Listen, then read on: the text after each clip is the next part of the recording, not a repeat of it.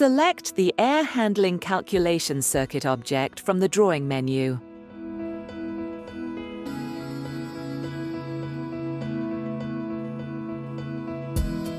From the 3D view, place the Start entity at the beginning of the calculation circuit.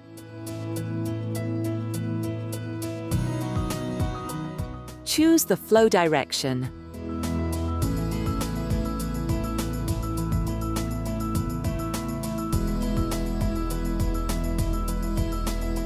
Place the End entity at the end of the calculation circuit.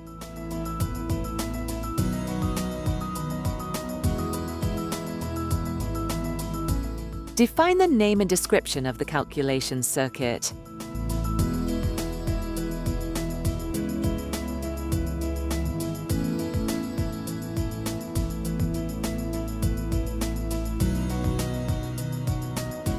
And view the entities of the circuit.